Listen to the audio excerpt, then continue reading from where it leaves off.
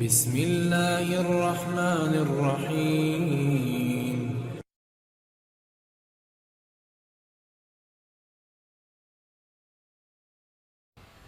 میں قربان اس شخص پر سیدنا ابو ذر غفاری، اس امت کے درویش فقیر، ایسا شخص جس کے بارے میں محبوب نے فرمایا زمین کے اوپر اور آسمان کے نیچے میرے ابو ذر سے سچا بندہ کوئی نہیں۔ اتنا بڑا آدمی زندگی فقر و فاقے میں گزار دی، اپنے مزاج پر طاری کر لی چیزیں کہ بس وہ سادگی جو ہمیں ہمارے رسول نے سکھائی ہے اسی میں رہنا ہے۔ حضرت ابو ذر غفاری گفتگو ہو رہی تھی، بات چیت ہو رہی تھی، جناب بلال حبشی رضی اللہ تعالیٰ عنہ کے ساتھ محو کلام تھے۔ حضرت بلال نے اپنے آپ کو سمجھا لیا تھا کہ میں دروازہ رسول کا گدا ہوں۔ کچھ لوگ نا غلام بے دام ہوتے ہیں، بے دام۔ ہمارے ہاں نا کچھ لوگوں کا پروٹوکول ہوتا ہے، اور کچھ لوگ ایسے ہوتے ہیں جو صبح سے لے کے شام تک جھاڑو دے رہے ہوتے ہیں، خدمتیں کر رہے ہوتے ہیں۔ میں آپ کو صحیح معنوں میں بتاؤں تو اصل حقدار وہ ہوتے ہیں لوگ، اصل ڈیوٹیاں ان لوگوں کی ہوتی ہیں۔ حضرت بلال حبشی نے طے کر لیا تھا کہ میں نے بس نوکری کرنی اور توجہ سے کرنی ہے۔ اور میں آپ کو دل کی بات بتاؤں، میں نے بڑے کیمرے دیکھے اپنی زندگی میں، میں نے بڑا کچھ دیکھا تھوڑے وقت میں۔ میں آپ سے عرض کروں، وہ بڑی مزیدار زندگی ہوتی ہے جس میں انسان تھوڑا پیچھے بیٹھا ہوا ہوتا ہے، جس میں نا بہت سارے کام ہیں۔ میں تھوڑے دن پہلے ایک جگہ جماعت کرانے کے لیے کھڑا ہوا، ایک صاحب نے جماعت کی ویڈیو بنانی شروع کر دی۔ بعد میں مجھے دوست بتانے لگے، وہ خدا کے بندے، عبادت تقریر میں کبھی رونا آ جاتا تھا، دعا میں رونا آ جاتا تھا، میں نے ضبط کرنا شروع کر دیا، چھوڑ دیا۔ لوگ آنسو بیچنے لگ جاتے، پیر صاحب رو پڑے۔ پیر صاحب کس بات پہ روئے؟ او خدا کے بندو، پیر کو معافی لے لینے دو اللہ رسول سے، اپنے لیے، اپنے سنگیوں کے لیے اللہ کے حضور اسے آنسو بہانے دو۔ کوئی چیز تو کیمرے سے باہر رہے، کچھ چیز تو۔ کیا خوبصورت لفظ ہے مولا علی شیر خدا کے، فرماتے ہیں اسے مبارک ہو جسے تھوڑے لوگ جانتے ہیں، اسے مبارک ہو سے ثبوت نہ پچھو میتھوں، پلائے نظر کرم کا دھوئی، اے میں جانا یا دل بر جانے غیر نہ جانے کوئی، میں مسکین پرانا خادم کسے در ملی نہ ٹوئی، اے تے واسف یار نے نظر جو کی تھی تے واسف واسف ہی ہوئی۔ یہ تو اس کا فیصلہ ہے، ہمارے لیے مقام شکر ہے، ہر مقام پر شکر گزار ہیں، عاجزی کرتے ہیں، لیکن جو معاشرے کا ماحول بن گیا، یعنی ایک بندے سے بھی آپ بغیر کیمرے کے ملاقات ہی نہیں کر سکتے۔ وہ زیارت کرنے آتا ہے اور وہ ساتھ کہتا ہے 30 سیکنڈ کا میں نے کلپ بھی بنانا ہے، وہ تو زیارت ہو گئی، بس ختم ہو گئی بات۔ یہ کون سی زیارت ہے جو تو نے قید بھی کرنی ہے ساتھ؟ خدا پر خوف کرے، کیا کس طرف ہم جا رہے ہیں؟ بہرحال دام برسر مطلب، حضرت بلال حبشی نے طے کر لیا تھا اپنی زندگی میں سادگی، پیچھے پیچھے رہنا ہے۔ وہ شہرت سے بچنے والا پیچھے پیچھے رہتا ہے، اور میرا جی چاہتا ہے ساری غزلیں اس ظالم کے نام کریں۔ کچھ لوگ طے کر لیتے ہیں میں نے پیچھے پیچھے رہنا ہے، ان کے اعلان کیے جاتے ہیں، بلایا جاتا ہے، پھر بھی پیچھے نکل جاتے ہیں۔ جو عرض کرنا چاہتا ہوں، حضرت سیدنا بلال حبشی نے طے کر لیا تھا۔ ایک دن کسی بات میں نا ہو جاتا ہے رائے کا اختلاف، رائے کے اختلاف کو کبھی مخالفت نہ بنائیں، اپنوں سے اختلاف ہو تو اختلاف رائے رکھیں، رائے دیں، حکم کبھی نہ دیں۔ ہمارے یہاں لوگ حکم دیتے ہیں، رائے نہیں دیتے، بعد میں ادھر ادھر بیٹھ کر شکوے کرتے ہیں، دسو جی میری منی نہیں، وہ بھی تیرے سے مشورہ لیا تھا، قبول بھی ہو سکتا ہے، رد بھی ہو سکتا ہے، ختم ہوگی بات۔ کسی بات میں جناب ابو ذر غفاری کا اور حضرت بلال حبشی کا رائے کا اختلاف ہو گیا۔ حضرت بلال حبشی غلام ہے، جناب ابو ذر بڑے قبیلے سے، تو جناب ابو ذر غفاری نے بات کرتے کرتے حضرت بلال کو کہہ دیا، او حبشن کے بیٹے، تھے بھی وہ حبشن کے بیٹے، لیکن حضرت بلال کے دل کو تکلیف ہوئی۔ بعض لوگ کہتے ہیں میں نے سچ ہی بولا ہے، سچ اپنے بارے میں بولنا، تو دوسروں کے بارے میں سچ بولتا ہے، اپنے بارے میں بول، صرف تو دوسروں کے لیے بولے۔ او جی میں نے سچ ہی تو بولا تھا، سچ بولنے کی بھی حکمت ہے، سچ بولنے کی سب سے بڑا سچ کسی کو اللہ کی طرف بلانا ہے، اور میرا رب فرماتا ہے ادعو الی سبیل ربک بالحکمہ، کسی کو اللہ کی طرف بھی بلاؤ تو دانائی کے ساتھ بلاؤ، حکمت کے ساتھ۔ سب سے بڑا سچ بھی بولو تو دانائی کے ساتھ بولو۔ تو نے سچ بولا ہے اور تو نے لوگوں کا کلیجہ چیر کے رکھ دیا، یہ کیا انداز ہوا تیرا سچ بولنے کا؟ یہ کیا طریقہ ہوا؟ حضرت سیدنا بلال حبشی رضی اللہ تعالیٰ عنہ کو جناب ابو ذر غفاری نے کہا حبشن کے بیٹے بات سچی تھی؟ حضرت بلال کو تکلیف ہوئی، کونے میں بیٹھ کے روئے، اور غلام روئے اور آقا کو خبر نہ ہو، تڑپے جو ہم یہاں تو مدینے خبر گئی۔ حضور علیہ السلام پتہ چلا، محبوب نے منبر سجایا۔ حضور کی عادت تھی نامینیٹ کر کے اصلاح نہیں کرتے تھے، بائی نیم نہیں، نامزد کر کے نہیں، اوورال بات کر دیتے، سمجھنے والے سمجھ جاتے۔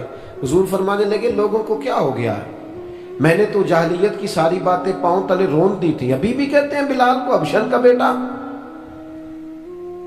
حضرت ابو ذر غفاری کہتے ہیں باقی تو کوئی نہ سمجھے تو میں سمجھ گیا۔ بڑا مشکل ہوتا ہے مجمعوں میں اٹھ کے معافی مانگنا۔ ہمارے ہاں بعض لوگ معافی بھی اس طرح مانگتے ہیں کہ یوں لگتا ہے گن بھی ساتھ پکڑی ہوئی ہے، معافی دو ورنہ گولی مار دوں گا۔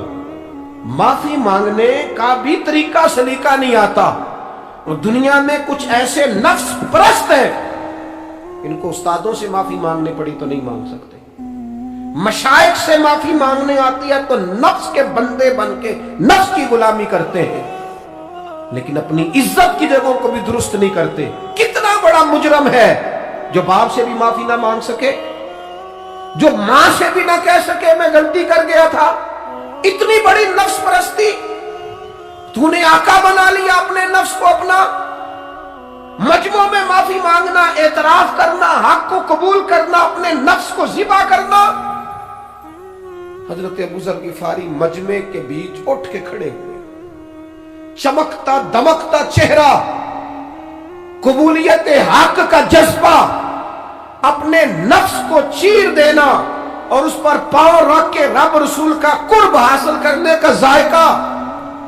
جناب ابو ذر غفاری حضرت بلال کے قریب گئے اور پھر ان کے سامنے لیٹ گئے، رو کے کہنے لگے حبشن کے بیٹے اٹھا اپنا پیر اور رکھ میرے سینے پہ، میں اس قوم کو بتانا چاہتا ہوں کہ تھا تو حبشن کا بیٹا، پر جب سے مدینے والے کا کلمہ پڑا ہے کائنات میں عزت والا ہو گیا ہے۔ یہ دیکھو کس نے ذروں کو اٹھایا اور صحرا کر دیا، کس نے قطروں کو ملایا اور دریا کر دیا، کس کی حکمت نے یتیموں کو کیا در یتیم اور غلاموں کو دنیا بھر کا مولا کر دیا۔ ہمارا نفس کی خواہش بچی، رشتے نہیں بچے، ہمارے نفس کی خواہش بچی، تعلقات نہیں بچے، نفس کی خواہشیں بچی، ہمارے اپنے نہیں بچے، نفس کی خواہشیں بچی، مال جمع ہوا، دیانتداری نہیں بچی، وعدوں کی پابندی نہیں بچی، تجوریاں بھر گئیں، روحیں اجڑ گئیں، بددیانتی سے رزق حرام سے کمایا ہوا مال، کاریں کوٹھیاں بنگلے بن گئے، باطن اجڑ گیا، اس لیے کہ نفس کی خواہش پوری کی۔ نفس کے سامنے اگر انبیاء کی بھی تعلیمات آئیں، لوگوں نے تکبر کیا، قتل تک کر دیا نبیوں کو، لیکن اپنے نفس کی خواہش کے خلاف جانے کو تیار نہ ہوئے۔ خدا را واپس آ جاؤ، خدا را۔ وقت آیا، یہ وقت بدلتا رہا، یہ دور تبدیل ہوتا رہا، لوگوں نے اپنی بادشاہیاں قائم کرنے کے لیے بڑے بڑے قتل کیے، ہلاکو خان نے انسانی کھوپڑیوں کے مینار بنائے، لوگوں نے بڑے بڑے ظلم کیے، جبر کیے، خوف اور ہراس پھیلایا، اپنے اقتدار پکے کرنے کے لیے بڑے بڑے جبر کیے۔ پھر کیا ہوا؟ ایسی ایسی بیماریاں لگی جن کے علاج ہی کوئی نہیں تھے دنیا میں، بھری ہوئی تجوریاں، پیسے باہر گر رہے ہیں، پر ڈاکٹر کہہ رہا ہے تیرا مرض ہی وہ ہے جس کا علاج ہی کوئی نہیں۔ اللہ تبارک و تعالیٰ کے قانون سے جب لوگ ٹکراتے ہیں پھر پاش پاش ہو جاتے ہیں۔ وقت گزرا، ٹائم یزید کا آیا، وقت گزرا تو ٹائم عبید اللہ ابن زیاد کا آیا، ٹائم شمر کا آیا۔ 1450 سال گزرنے کے بعد اس ہزاروں کے مجمع میں سے ایک ایک بچے کو حدیث یاد ہے کہ حسن اور حسین جنتی جوانوں کے سردار ہیں۔ بتاؤ یزید کو نہیں آتی تھی؟ شمر کو نہیں پتا تھا؟ کلمہ تو پڑھتے تھے نا یہ؟ عبید اللہ ابن زیاد کو نہیں پتا تھا؟ نبی پاک علیہ السلام کے کندھوں پر حسنین رہے، ان سب کو پتا نہیں تھا؟ یہ جانتے نہیں تھے کہ یہ وہ حسنین کریمین ہیں جن کو حضور سنتے تھے، فرماتے تھے یہ میرے پھول ہیں دونوں. کیا بات رضا اس چمنستان کرم کی. زہرا ہے کلی جس میں حسن اور حسین پھول. آج 1450 سال گزرنے کے بعد امت کو حدیث آتی ہے کہ نبی پاک علیہ السلام نے فرمایا جس نے حسن اور حسین سے پیار کیا اس نے مجھ سے پیار کیا، جس نے ان سے بغض رکھا اس نے مجھ سے بغض رکھا. کلمہ پڑھتے تھے، مسلمان کہلاتے تھے. 10 محرم کو جمعے کا دن تھا. امام حسین امامہ باندھ کے گھوڑے پر بیٹھ کر خطبہ دینے لگے تو ایک شخص اندر سے بول کے کہنے لگا حسین تقریر لمبی نہ کر، ہمارا جمعہ لیٹ ہو رہا ہے. بلے ہو نمازیوں، سامنے وہ شخصیت کھڑی ہے جس پر ابھی درود پڑھیں گے نماز میں، اللہم صلی علی محمد وعلا، ابھی درود پڑھیں گے حسین ابن علی پر، ابھی شہید کر کے ابھی درود پڑھیں گے. وہ سامنے کھڑے اور امام حسین کا ایک جملہ تاریخ نے یوں لکھا ہے کہ شاید ریت کے ذرے بھی تڑپ گئے. امام علی مقام فرمانے لگے مجھے غور سے دیکھو، تمہیں پتہ ہے میں کون ہوں؟ تم جانتے ہو میں کون ہوں؟ نبی پاک نے فرمایا تھا یہ حسن اور حسین میرے بیٹے ہیں کیونکہ میری بیٹی کے بیٹے. تمہیں پتہ ہے میں کون ہوں؟ سامنے امام حسین کھڑے. فرمایا مجھے جانتے ہو؟ اور امام علی مقام فرمانے لگے میں تمہارے نبی کا نواسا ہوں اور آج کے بعد تمہیں کسی نبی کا کوئی نواسا نہیں ملے گا کیونکہ نبی پاک آخری نبی ہے. اور جب حضور کے بعد کوئی نبی نہیں آئے گا تو کسی نبی کی اولاد کیسے ہوگی؟ تمہیں آج کے بعد کسی نبی کے نواسے کی زیارت نہیں ملے گی. میں کیسے آپ سے یہ بات آپ کو عرض کروں کہ سامنے حسین ابن علی بھی ہوں تو لوگ نفس کی خواہشیں پوری کرتے ہیں، لوگ اپنی کرسیاں پکی کرتے، لوگ گورنریاں پکی کرتے رہے، لوگ گڈ بک میں جانے کے لیے ایک دوسرے کو شاباشیاں دیتے رہے، جشن ہوتا رہا. سب سے پہلے ایک شخص نے امام حسین کا قافلہ روکا تھا، اس کا نام حور بن یزید تھا. سب سے پہلے اس نے روکا تھا. وہ ایک لشکر کا سپہ سالار تھا.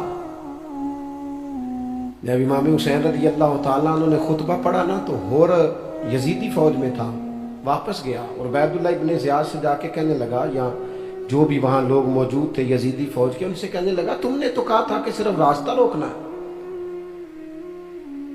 تم نے تو کہا تھا کہ صرف ان سے کچھ منوانا ہے، تم نے تو جب مجھے بھیجا تھا تو کہا تھا کہ بس تھوڑے معاملات ہیں.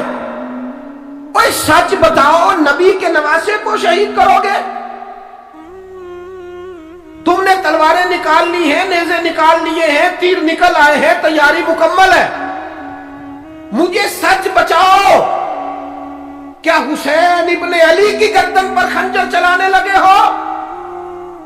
سیدہ فاطمہ کا جگر پارا شہید ہوگا، کیا یہ خبر سچ ہے؟ یوں ہوگا؟ تو کہنے لگے ہاں یہی حکم ہے ہمیں، یہی تیاری ہے، یہی پروگرام ہے، یہی پلان ہے، یہی ہوگا. کہنے لگا میں اور آپ تو مدینے والے رسول کا کلمہ پڑھتے ہیں، تو کیا محبوب کے نواسے کو ذبح کرو گے؟ جناب علی اکبر کو جن کا چہرہ رسول پاک سے ملتا ہے، حضرت قاسم بن حسن کو، جناب علی کے بیٹوں عباس بن علی کو، حضرت علی کے بیٹے ابو بکر بن علی کو، حضرت علی کے بیٹے عمر بن علی کو، حضرت علی کے بیٹے یہ بھی 3 کربلا میں موجود، حضرت عثمان ابن علی کو، ان کو شہید کرو گے؟ نے کہا ہاں تیاری ہو گئی ہے. تو سب کے ضمیر مردہ نہیں ہوتے. ہاں بڑی بڑی سخت جگہوں پہ پھول اگتے ہیں. اور نے جب ان سے کہا کہ تمہارا پکا ارادہ ہے، کہا پکا ارادہ ہے، تو اس نے کہا یہ زیرہ پکڑو، یہ عہدہ پکڑو، مجھے تمہارا دیا ہوا عہدہ نہیں چاہیے، حسین کے نانا کی دی ہوئی جنت درکار ہے، یہ رکھو اپنے پاس، مجھے تمہارا. ایڑی لگائی اس نے اور دوڑا اور امام حسین کے قدموں میں گیا. کہنے لگا حضور میں مجرم ہوں، میں خطا کار ہوں، میں نے سب سے پہلے آپ کو روکا تھا، پر مجھے قسم ہے اللہ کی میں جانتا نہیں تھا ان کا ارادہ کیا ہے. حضور گیا، غلطی کر بیٹھا، یہ اندھے ہوں گے، ان کی آنکھوں میں پٹی بندی ہوگی، اور مجھے تو پتہ ہے نا کہ دنیا کو پھر محمد کا نواسہ نہ ملے گا، مجھے خبر ہے۔ اگر معافی مانگوں تو معاف کر دو گے؟ پہلا مجرم ہوں، میں نے روکا ہے، اگر آ جاؤں تو قبول کر لو گے؟ یہ ظرف، یہ حوصلے، یہ توانائیاں اگر ہیں تو سیدہ فاطمہ کے دودھ میں ہیں، یہ شیر خدا کی تربیت میں ہے، یہ محبوب نے جو ان کی زبانوں کو چوسا تو اس کرم میں ہے۔ حضرت امام حسین نے اٹھ کے سینہ یوں چوڑا کیا، ہاتھ پھیلائے، فرمایا آجا، لگ جانا میرے سینے کے ساتھ، تو آ جانا، تو نے دیر کی، ہم تو پہلے سے منتظر تھے، تو آ جا، تیری ساری معاف ہے۔ ہور کے مقدر جاگے، امام علی مقام کے لشکر میں شامل ہوا۔ بعض نے لکھا ہے جو لوگ ابتدا میں شہید ہوئے امام حسین کی طرف سے، ان میں ہور شامل۔ خدا را، کچھ خواہشات، کچھ نفسانی باتیں چھوڑ دو، سارا دن اپنے آپ کو ہی منواتے رہنا۔ اپنی ضد کے سامنے لوگ بڑے بڑے ادارے تباہ کر دیتے، بڑی بڑی جماعتیں تباہ ہو گئیں، بڑے بڑے آستانے خیر کے ٹوٹ گئے، لیکن ہماری انا، ہماری ضد، ہمارا تکبر، ہماری اپنے لیے خواہشات یہ ختم نہ ہو سکیں۔ امام حسین رضی اللہ تعالیٰ عنہ کو جن لوگوں نے شہید کیا، انہیں حضور کا خون نظر نہیں آیا، نفس کی خواہشیں نظر آئیں، جائیدادیں نظر آئیں، لیکن پتہ ہے کمال کیا ہے؟ ہمیشہ جو لوگ حق قبول کرتے ہیں نا، اللہ تعالیٰ انہیں یہ عزت عطا کرتا ہے۔ دو چار باتیں میری ضرور لے کے جانا، یہی لنگر ہے آج پیغام حسین کانفرنس کا۔ دیکھو آپ کے والد آپ کو جو سمجھاتے ہیں وہ ٹھیک ہے یا جو آپ کہہ رہے ہیں وہ ٹھیک ہے؟ غور کرو، آپ کے اساتذہ اور مشائخ جو آپ کو کہتے ہیں وہ ٹھیک ہے یا جو ضد آپ نے لگا لی ہے وہ ٹھیک ہے؟ اور سب سے بڑھ کر اللہ رسول کا حکم زیادہ مؤثر ہے یا جو آپ نے اپنی مرضی سے چیزیں طے کی ہیں وہ زیادہ مؤثر؟ اپنی نفسانی خواہشات کو تھوڑی دیر کے لیے کنٹرول کرو، اپنے آپ پر تھوڑی دیر کے لیے پابندی لگاؤ، ایک ایک کر کے اپنی خواہشات کو کچلو، زندگی کے اندر کچھ ایسی چیزیں پیدا کرو جس سے روح تازہ رہے، دل تازہ رہے، طبیعت تازہ رہے، دین بچا رہے۔ جتنی طلاقیں ہوتی ہیں نا معاشرے میں، ہم سے اگر دن میں 100 لوگ مسئلہ پوچھتے ہیں تو 95 طلاق والے ہوتے ہیں، سوائے اس کے کہ نہ میاں ہارنے کو تیار تھا نہ بیوی ہارنے کو تیار تھی، بالآخر رشتہ ہی ہارا، دونوں کے ہوتے ہوئے بچے یتیموں جیسی زندگی گزارنے لگے۔ تھوڑی دیر کے لیے لوگ چپ نہیں کیے، سارا کچھ ختم کر لیا۔ اپنی مزاج کے اندر، اپنی طبیعت کے اندر تحمل پیدا کرو، بردباری۔ میں ایک دفعہ بہت پریشان تھا، حالات کچھ عجیب رخ اختیار کر کے بہت پریشان تھا، تو میں ایک بزرگ کی خدمت میں حاضر ہوا، میں نے کہا دعا فرمائیے گا، تو مجھے کہنے لگے سیدہ زینب کی سیرت پڑھو۔